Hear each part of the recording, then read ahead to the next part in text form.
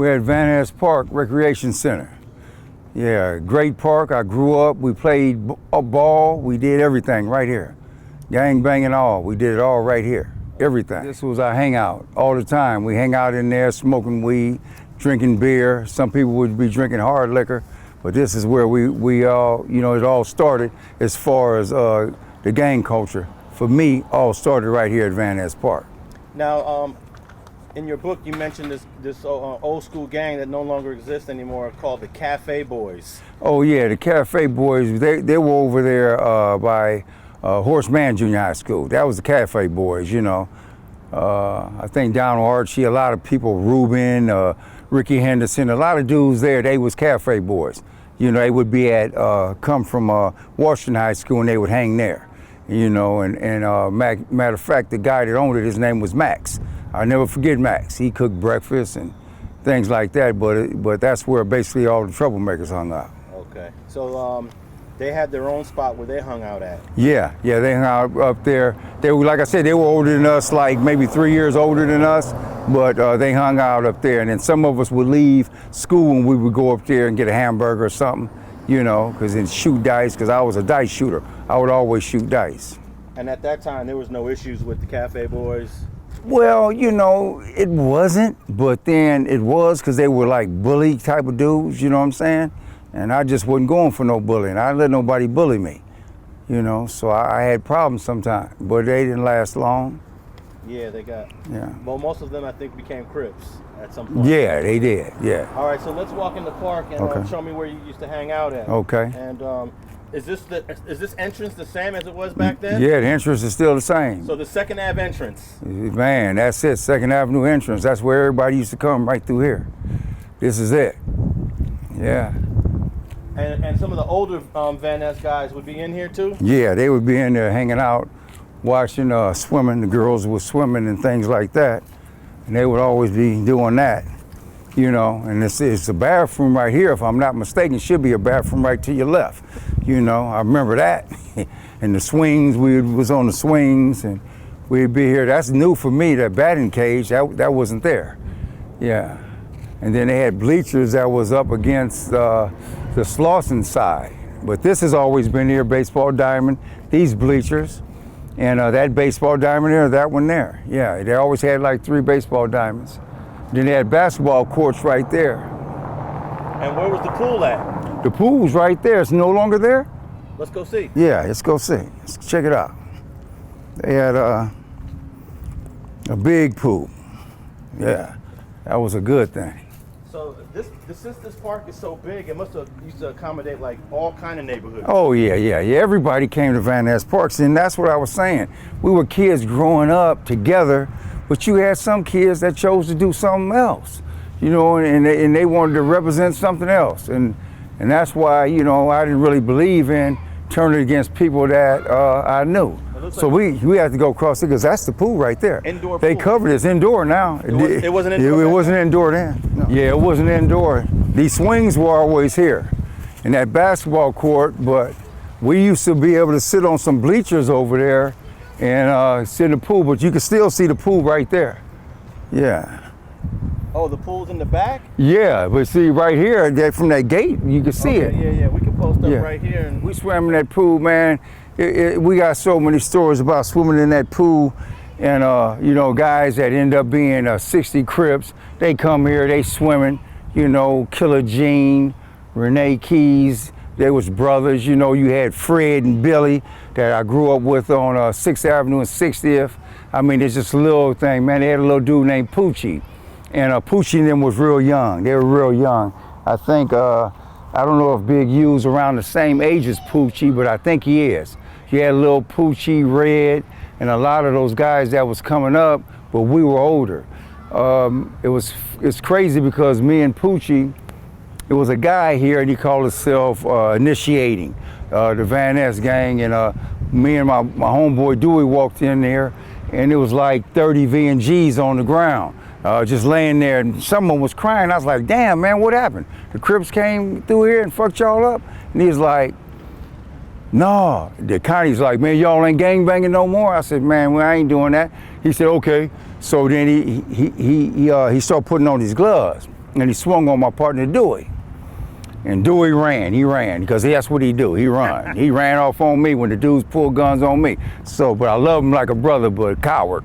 So anyway, he ran off, and then little Poochie, who later on became a big rolling 60. He was like, Mike, I'm gonna be just like you. I was like, no, Pooch, I don't ever want to hear you say that, man. Don't be like me, go to school and stuff. So I told Poochie to go around to my car. I had a 63 Chevy. I told him to go look in the gas tank. I had a pistol in there. So he come back on the bike and he bring it back. So the dude come back and he's like, Mike, you want to go next? I said, listen, man, you really don't want to do that because this could be the last time you ever swing on somebody. So he's like, man, Mike, why you always want to shoot somebody? I said, no, I don't want to shoot nobody, man. I said, but if you put your hands on me, then you got to be willing to die because that's what's going to happen, you know? And so we talked about it, and he went on about his business. I went about mine. I went to go check on my partner Dewey because I knew he was coming back with a pistol. He was laying on the bed, holding his head, you know? We was kids, you know, so it was a funny thing, man. You know, we had a lot of good memories here. So were you surprised to find out that Poochie ended up going the Crip route? No, I knew he was going to be a rolling 60 because all his friends, you know, like Big D, you got to do Big D. Big D, he used to be on his bike. Right now he's doing real good. Got him a fish market over here where Nipsey was, right on Crenshaw, right behind Woody's. So I heard he's doing real good. So I take my hat off to that youngster, man. You know, but I knew what he was going to be. You know, he was going to be a 60, and because I think that was what more people was attracted to. You know, because like V&G, it was like older dudes, and we were kids, but you know, that's what people mostly stuck to was 60. Man, last time I walked through this park, reality is like this. It had to at least been 40 years ago. You kidding? I swear to you, Wow. 40 years ago, man. I'm telling you, because you know, once I left that life, that gang culture, it wasn't no sense of coming back to that. You know what I mean? It's like, you know, I seen dudes, you know, that I helped out because I was in a different life. You know, I ended up going to prison for the drugs, got out, and kept getting down. You know, and then I ended up later on in life when I did the 10 years. You know, I had got a jewelry store and I was putting jewelry store robberies together, and I used some 60 dudes. They was getting money with me. Some Bloods was getting money with me. So we was all getting money together, you know? Yeah. It was funny because they wanted to fight each other. And I was like, man, we need to go get these diamonds, man, that these white people done took from us, man, from Africa. That shit belonged to us. So I said, if I'm going to jail when I was 17, I said, do it. It's time for us to stop gangbanging. This shit is over with, man. Just get us some money. So we started getting money. That's what we did. And I talk a lot about it in the book. Yeah. And I'm sure people will find it very interesting. It's history. It's history of this neighborhood. And it's history of kids growing up in South Central Los Angeles. Yeah. You know? Chain gang, I was wondering if you ever crossed paths with any Yeah. I've had crossed paths with some of the chain gangs. Now, my partner Dewey, he remembers names. Me, I don't remember names too much. But it was I think it was two twin brothers in the chain gang. I'm not for sure. Real big brothers. They was cool. They was all good. Yeah. Because they used to go at it with the West Sides. Yeah. That side. Yeah. You guys are going at the West Sides on the north side. They're on the south side. Yeah. So they was going at them. Anybody that was against the West Side Crips was our friend. Like they say, enemy of our enemy is our friend. Yeah. You know, and that's some real talk there. You know, they had roller derby. I don't know if you know that. They had this team called the T-Birds, and there was roller derby. They had this little dude named Lil Leroy. He was a midget, and Lil Leroy used to play basketball. He was always in the pool, you know. So then you had people that was jumping off this tower. Billy Drummer, Swig. Swig had one leg, but shit, he still would go swimming. He'd take that off and go swimming, you know. And then everybody that grew up in this hood went swimming, you know. I know so much for that stereotype that black people don't swim. Yeah, you know, I don't know where they got that from. Like this old black people, yeah, black people swim real good. Yeah. Like I was telling you, my partner Ro, he ended up going to Hollywood High School, and he had trophies. He was a swim star there for them. Yeah, Hollywood.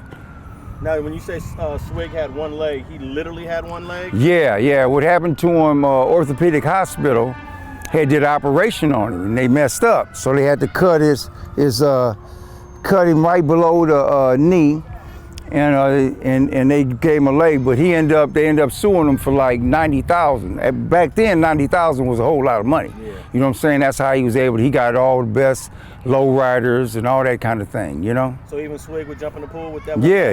He jumped in the pool too. He's pretty good at that, hopping around, getting around. You know? So where would you and Swig? Swig was your older homie, but you would sometimes post up with Swig here at the park, right?